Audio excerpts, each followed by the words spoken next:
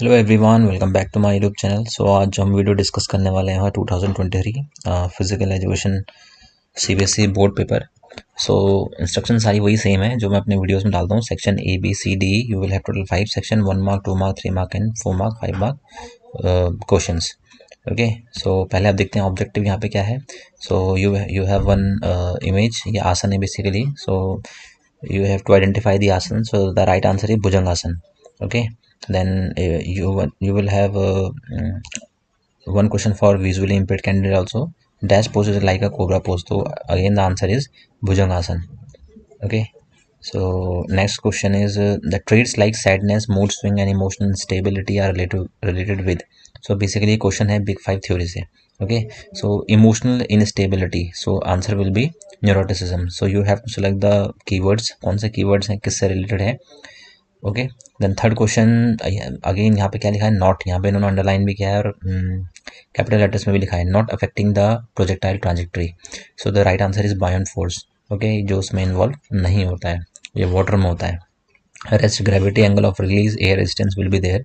Then fourth question again not है यहाँ पे, not determine flexibility. Of course flexibility की बात करें तो एफिशिएंसी ऑफ लंग्स कहाँ से आ गया यहाँ पे। So the right answer is efficiency of lungs. Other joint, previous injury, age and gender, they all are involved in flexibility.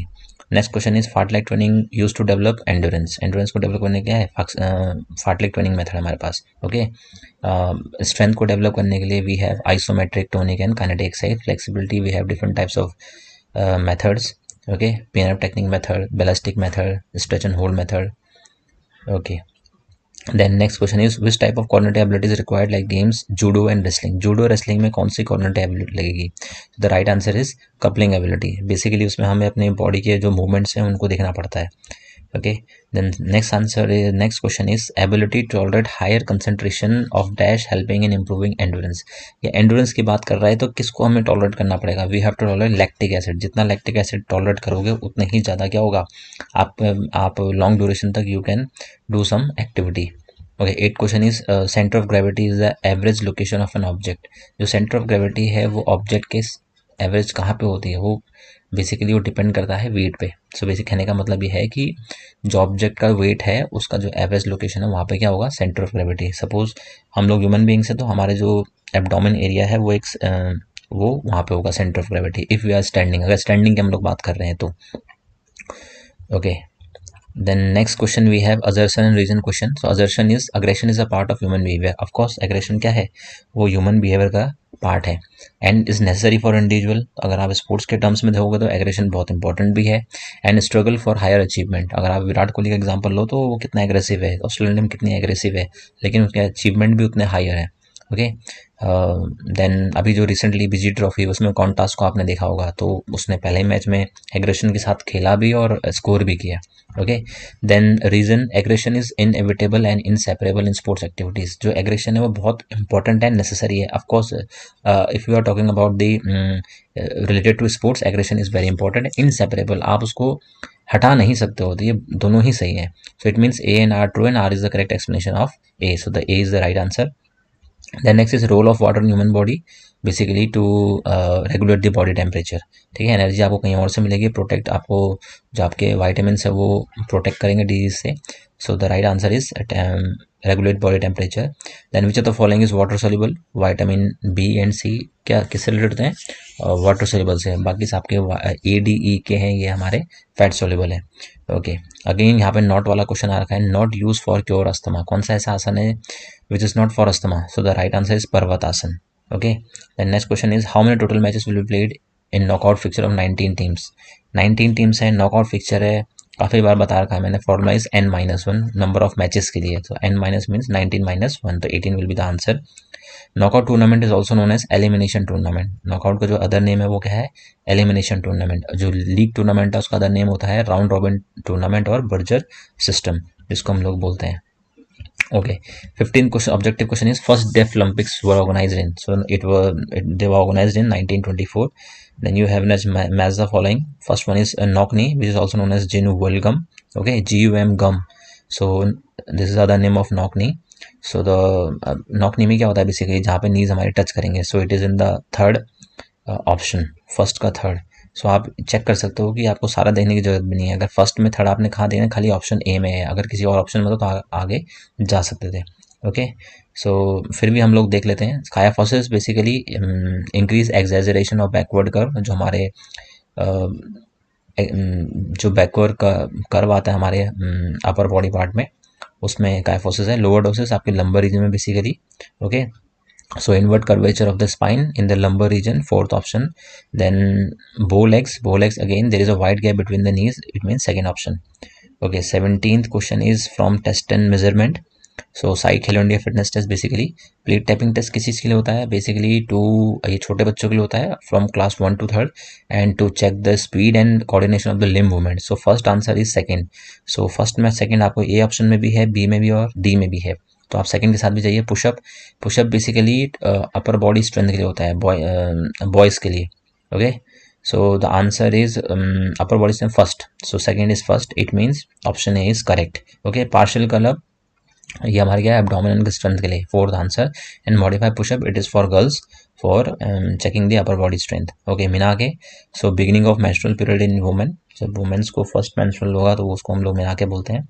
Okay, now come to section B which is of 2 marks.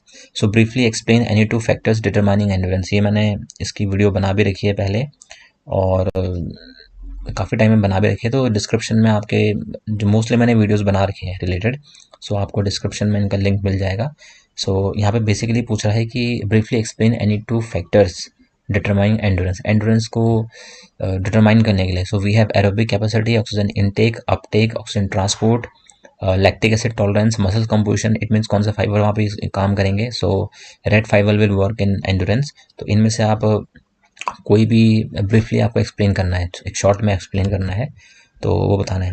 Then what do understand by goal setting, ये भी आपका जो chapter number 9 है उससे related है। So basically गोल setting का एक mental technique है। Okay, so it is a mental technique. इसको हम लोग क्यों यूज़ करते हैं, basically to increase the individual commitment toward achieving a specific standard of proficiency on a task within the specific time. मतलब कि अगर हम लोग अपना गोल सेट नहीं करेंगे तो हम अपनी जो हमारे परफॉर्मेंस है, जो हमारा एम है, जो हमारा ऑब्जेक्टिव है, उसको हम अचीव नहीं कर पाएंगे। So basically goal setting is a mental technique. Mental technique है हमारे इंडिविजुअल की कमिटमेंट, हमारे इंडिविजुअल की परफॉर्मेंस को इंक्रीज करने के लिए। So we have to achieve that goal. Okay, एक और लिखा है यहाँ पे, process of establishing a level of performance. जब तक आप अपना गोल सेट नहीं करोगे तब तक आप अपनी परफॉर्मेंस को इंक्रीज भी नहीं कर सकते हो। ओके, जब आपको पता है कि हाँ मेरा गोल यहाँ तक है, तो तभी हम लोग उतनी मेहनत करते हैं, अपनी परफॉर्मेंस अप करेंगे।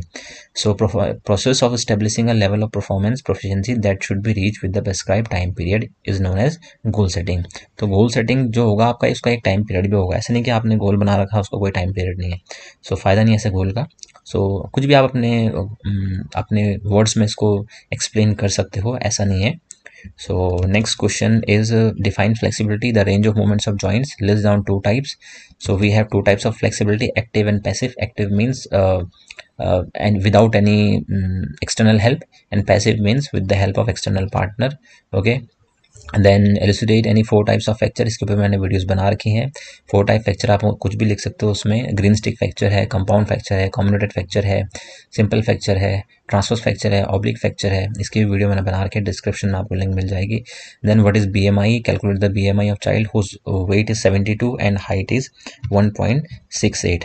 ओके, सो ये क्वेश्चन है। सो फर्स्ट आपको एक्सप्लेन करना what is BMI. So BMI क्या, बॉडी फैट को मेजर करने के लिए होता है on the basis on the of weight and height of an individual. So the formula is weight upon height into height. Weight आपका 72 है, then 1.6 मीटर आपकी क्या है,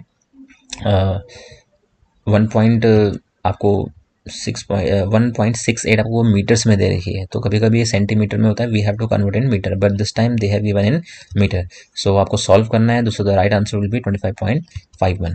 okay, so differentiate between micro and micro nutrients, ये बहुत easy question है। सो macro means जिसको हम लार्ज क्वांटिटी में इनटेक करते हैं, micro in small quantity. So macro nutrients है कैलोरीफिक वैल्यू, मतलब कैलोरीज मिलेंगे आपको, माइक्रो न्यूट्रिएंट्स से इतना कैलोरीज नहीं मिलता है। Okay, then examples of micro nutrients are carbohydrate, protein, fat, water, and micro nutrients are vitamins and minerals. So कोई भी आपको 2 पॉइंट लिखने हैं 2 मार्क्स के लिए, 2 points each basically. Then come to section number C. So you will have 3 mark questions here. So first one is participation in physical activities advantages for CWSN. Briefly explain any 6 advantages. So physical activity में participate करते हैं जो CWSN उनके लिए advantages है, तो आपको explain करना है। इसके भी मैंने ऊपर वीडियो बना रखा है पहले भी और डिस्कस भी किया है। सो बहुत सारे यहाँ पे पॉइंट्स हैं। Physical improvement, mental improvement, increase self esteem, reduce level of anxiety, stress, depression, ये कुछ भी पॉइंट्स हैं, आप इसको एक्सप्लेन कर सकते हो। बेसिकली आपको यहाँ पे एक्सप्लेन भी करना है उसको, ठीक है।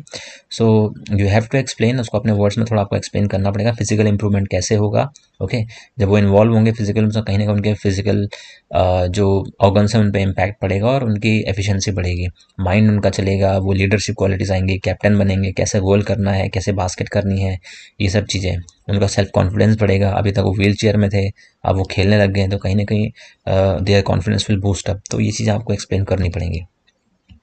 Okay so write the functions of vitamin D and vitamin K and mention their sources. Okay ये आपको लिखना है basically.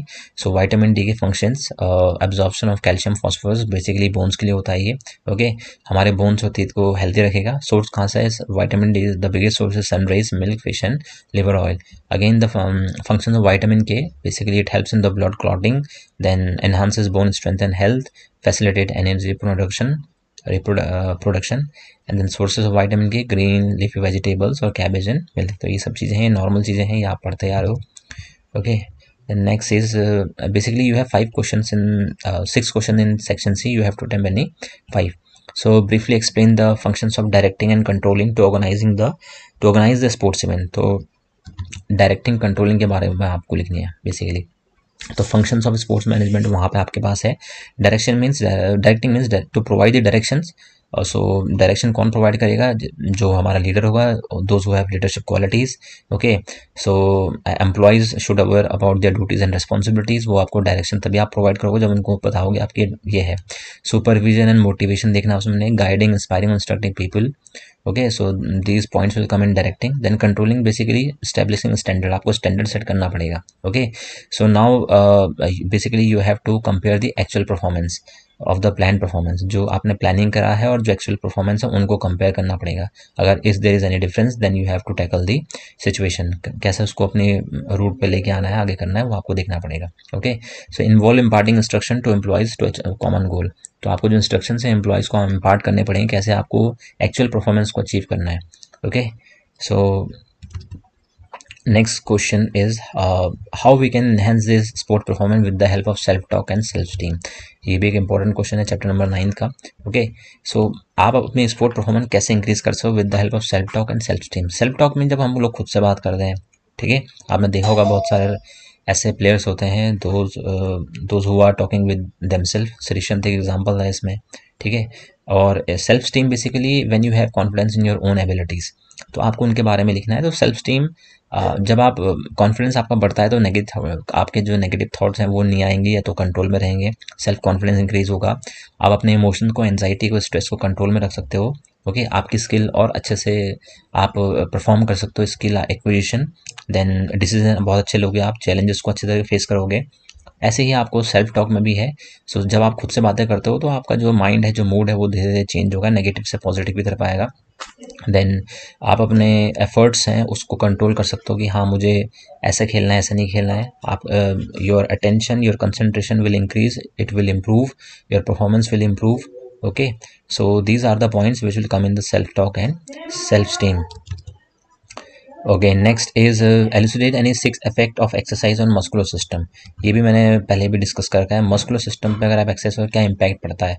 Muscles temperature will increase, blood supply बढ़ जाएगा, फ्लेक्सिबिलिटी थोड़ा बढ़ेगी। हाइपरट्रॉफी ऑफ मसल्स मीन्स जब मसल्स का साइज इनलार्ज होता है, उसको बोलते हैं हम लोग हाइपरट्रॉफी ऑफ मसल्स। ओके जो लिगामेंट टेंडेंस है उनमें स्ट्रेंथ प्रोवाइड होगी, माइटोकॉन्ड्रिया बढ़ जाएंगे, माइटोकॉन्ड्रिया बढ़ेगा तो as you know mitochondria is the power house of the cells. तो एनर्जी ज़्यादा जनरेट होगी, एनर्जी जनरेट होगी तो आप ज़्यादा काम कर सकते हो। मायोग्लोबिन स्टोरेज, ग्लाइकोजन, ये सब चीज़ें इसमें आएंगी। So you have to write any 6 effects. Okay the next is what do you understand by the round shoulders, suggest any 4 corrective measure for round shoulders. तो राउंड शोल्डर्स बेसिकली एक deformity है जिसमें आपके शोल्डर्स आगे की तरफ bent हो जाएंगे। करेक्टिव मेजर से आप चक्रासन, धनुरासन परफॉर्म कर सकते हो। हॉरिजॉन्टल बार है उसमें लटक जाओ, ओके। सो और ये तो आप अपने शोल्डर्स को रोटेट कर सकते हो क्लॉकवाइज और एंटी क्लॉकवाइज में, उसके लिए आपको अपने फिंगर्स को अपने शोल्डर पे रखना पड़ेगा। ओके। देन पुलअप्स आप इसमें कर सकते हो, भुजंगासन, उष्ट्रासन ये आप परफॉर्म कर सकते हो। ओके। चेस्ट स्ट्रेच ये आप उसमें भी कर सकते हो। So these are the corrective measures. तो आपको कोई एनी 4 लिखनी है तो इतने सारे तो आप में आसानी है। Okay, next is important section is section D. Okay, so basically it is case study type question. So 31 question is ये आपके सामने एक टूर्नामेंट है एंड आपको यहाँ से आइडेंटिफाई करना है विच type of tournament is this. तो बेसिकली ये लीग लग रहा है क्योंकि 1 बहुत बार आ रहा है, 2 बहुत बार आता है। इट मीन्स जब लीग टूर्नामेंट में यही होता है कि एक टीम 2-3 बार दूसरी टीम के साथ खेलती है, वो डिपेंड करता है number of team in their group. So first question is which method is shown in the picture to draw the fixture in the league tournament. कौन सा मेथड है? ये मेथड हमें लग रहा है staircase method. Okay, so staircase method is the right answer. Then what is the formula for calculating number of matches? n bracket n-1/2। Okay, in league और round robin tournament winner will be decide on the basis of. Winner कैसे decide होंगे? Number of points में, या British method में, या American method में, या number of उनके स्कोर कितना है उनका, उस पर डिपेंड करता है ये। Okay, if 7 team participate in league tournament number of matches will be played. Okay, अगर 7 टीम पार्टिसिपेट करें तो नंबर ऑफ मैचेस कितना होगा? तो फॉर्मूला आपको पुट करना पड़ेगा नंबर ऑफ मैचेस के लिए, n ब्रैकेट n-1/2। ओके, सो मैं आपको आंसर दिखा देता हूँ उनके। सो यह आंसर इसमें staircase method, n bracket n-1/2, point score bye teams, number of matches 1, और अमेरिकन और ब्रिटिश मेथड। ये है लीग टूर्नामेंट, लीग टूर्नामेंट या राउंड रॉबिन टूर्नामेंट को निकालने के लिए। तो पॉइंट्स के बेसिस पे हम लोग उनको डिक्लेयर करते हैं, या अमेरिकन और ब्रिटिश मेथड पे। नंबर ऑफ मैचेस वहाँ पे 7 टीम्स ही, तो अगर आप ये जो बी ऑप्शन है इसमें पुट करोगे तो आपके 21 मैचेस आ जाएंगे। ओके, सो नेक्स्ट क्वेश्चन है आपका अगेन किस स्टडी टाइप क्वेश्चन है। ये दो ए एंड बी आपको स्टेशनरी बॉल है, एक मूविंग बॉल है। So on the basis of this picture there are some questions. Which law of motion will be applied to initiate motion of the ball as a depicted in the illustration A. कौन सा law of motion यहाँ पे लग रहा है? तो basically हमें ये दिख रहा है कि ऑब्जेक्ट अपनी ही प्लेस पे है। ओके, ऑब्जेक्ट अपनी ही प्लेस पे है तो ऑफ कोर्स वो Newton first law of motion होगा, law of inertia. Then in illustration B which force is acting on the ball to slow down. अब ये बॉल जा रही है, उस पर कोई एक फोर्स लग रहा है। ओके, सो कौन सी फोर्स लग रही है? अब कोई भी अपोजिट फोर्स रोकती है तो उसको हम लोग बोलते हैं friction. Okay, then next see law of motion will determine quality of bounce. Quality of bounce, तो बाउंस की बात करें, जितने फोर्स आप उसको बाउंस करोगे इतनी फोर्स से वो ऊपर भी आएगी, तो it means Newton's third law of motion, law of action reaction. Okay, then d dash of an object directly depends on the mass of an object and net force applied. Very easy. The law of second law of motion है law of acceleration. तो acceleration of an object directly depends on the mass. Okay, अब यहाँ option में एक question और है, when a cricket ball is moving with a certain velocity the players have to apply retarding force or to bring the ball at the rest in hands. Which Newton's law is applied in the illustration? Basically cricket ball है, वो एक certain velocity के साथ जा रही है, तो player को एक फोर्स अप्लाई करना है और उसको बेसिकली कैच करने के लिए यहाँ पे कह रहे हैं। तो जब बॉल मूविंग है उसमें कोई एक्सटर्नल फोर्स लग रहा है, तो बॉल रुक गई, उन्होंने कैच कर लिया। Okay, so it is related to the Newton's first law of motion. जो फर्स्ट लॉ ऑफ मोशन है उससे रिलेटेड है। कहीं कहीं इसमें सेकंड लॉ ऑफ मोशन भी लिखा है, वो डिपेंड करता है कि किस वे में हम लोग उसको, but the right answer is Newton's first law of motion. Okay, next again जो 33 जो क्वेश्चन है आपका, ये फिर केस स्टडी क्वेश्चन आ गया है। यहाँ पे 3 इमेजेस हैं basically, Paralympics, Deaflympics, special Olympics. So logo shown in picture A refers to special Olympics. जो लोगो शोन है वो कौन सा है स्पेशल ओलंपिक्स के लिए? तो स्पेशल ओलंपिक्स के लिए है वो है हमारा सी, जो हमारा सी ऑप्शन है, it is for special Olympics. Okay, then who is the founder of the special Olympics? The Eunice Kennedy Shriver जो हमारी थी। सो C question is according to the B, जो बी आपको ये दिख रहा है सेंटर में, डेफलंपिक्स। अब B the hand shape is okay, okay का शेप है ये, good and great the that overlap each other in a circle represent the origin of which sign? So the right answer is डेफलंपिक्स, या उसको हम लोग बोलते हैं, तो सी का आंसर है Deaflympics. How many countries participate in the first Paralympic games in Rome Italy in 1960? कितनी कंट्रीज ने? 23 कंट्रीज ने पार्टिसिपेट किया था। Okay, so the motto of the Paralympic is spirit in motion. So spirit in motion is the right answer for the Paralympics. Okay, so come to section E. So total you will have 4 questions and you have to attempt any 3 questions, and they are of 5 marks each. Okay, so list down any 4 asanas used for prevention of hypertension. Hypertension के लिए आपको कोई 4 आसन लिखने हैं. Then you have to explain the procedure, contraindication of any one आसन with the help of stick diagram. ये एक बहुत इंपॉर्टेंट पार्ट है, स्टिक डायग्राम. स्टिक डायग्राम आपको बनाने पड़ेंगे. हाइपरटेंशन की बात कर रहा है, ठीक है. सो हाइपरटेंशन के लिए वी हैव तड़ासन, कटी चक्रासन, उत्तान पादासन, अर्धहलासन, सल्लामस्यासन, गौमुखासन, उत्तान मांडुका, वक्रासन, भुजंगासन, मकरासन. बहुत सारे आसन है, ठीक है. स्टिक डायग्राम कुछ आपको ऐसे बनाने पड़ेंगे. जो ये थर्ड में दिख रहा है आपको और थर्ड रो में सेकंड है, ये these are the stick asana. Bhujangasana आप स्टिक डायग्राम है. Then you have to write the contraindication and procedure also. Okay, so what is the purpose of Ricky and Jones fitness test? Explain the procedure of any 2 test. तो Ricky and Jones का purpose क्या है? Basically जो senior citizen है उनकी fitness को check करने के लिए. तो उन जो आपके टेस्ट हैं, chest stand test, arm curl, chest sit and reach test, back squat test, इसमें से कोई 2 आपको एक्सप्लेन करने हैं. मैंने इसके ऊपर वीडियो बना रखे हैं तो आप चेक कर सकते हो. Then define strength and explain any 2 methods to develop it. Strength basically the amount of force exerted by our muscles. अब 2 मेथड की हम लोग यहाँ पे बात करते हैं, वो है हमारा आइसोमेट्रिक, आइसोकाइनेटिक, आइसोटोनिक. तो कोई भी 2 आपको लिख सकते हो उसमें. सो ये भी मैंने अपने वीडियोस में पहले ही बता रखा है. Then what is friction? The opposing force is friction. So write the advantage and disadvantage of friction by giving suitable example from sports. तो ये एक important part है. ये आता है कि advantages लिखने हैं, disadvantages लिखने हैं. So जो opposite force है, जो movement को resist कर रहा है, that is friction. And advantages हमारे हैं running, walking में. आपने फुटबॉल के स्टड्स देखे होंगे, क्रिकेट में स्पाइक्स देखे होंगे, एथलेटिक्स में आपने स्पाइक्स देखे होंगे. वो सब फ्रिक्शन के लिए ही यूज़ हो रहे हैं. ओके, आप रनिंग वॉकिंग में आपने देखा होगा कि ग्राउंड शूज़ के अंदर फ्रिक्शन का यूज़ होता है, स्पाइक्स उसमें यूज़ करते हैं, स्टड्स यूज़ करते हैं. फिर आपने बैडमिंटन में आप जो ग्रिप देखी हो आपने, सो वो ग्रिप अच्छी यूज़ करते हैं ताकि फ्रिक्शन बना रहे, ठीक है. सो जिम्नास्टिक और जेवलिन में आपने देखा होगा कि अपने अपने हाथों पे कुछ वाइट कलर का पाउडर लगाते हैं बेसिकली, तो so to increase the friction, otherwise वो स्लिप होता रहेगा. एंड डिसएडवांटेजेस भी हैं इसके, जैसे साइकिल में अगर एयर प्रेशर ज़्यादा नहीं है, कम है, तो फ्रिक्शन बहुत ज़्यादा हो जाएगा. तो जितना ज़्यादा फ्रिक्शन होगा आपकी एनर्जी उतनी क्या होगी, वेस्ट होगी. Okay, so flight of an object depends on the friction.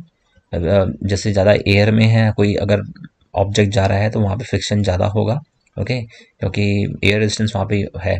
तो अलग अलग गेम्स में अलग अलग तरीके से फ्रिक्शन इसमें यूज़ होता है, वो डिपेंड करता है कैसा आप उसका यूज़ कर रहे हो. So this was the question paper of 2023. Board का पेपर था. पेपर तो काफ़ी इजी है ये. सो लास्ट मैंने जो वीडियो अपलोड करी थी वो 2024 का पेपर भी मैंने अपलोड किया है. बाकी डिस्क्रिप्शन में आपको सारी लिंक्स मिल जाएंगी.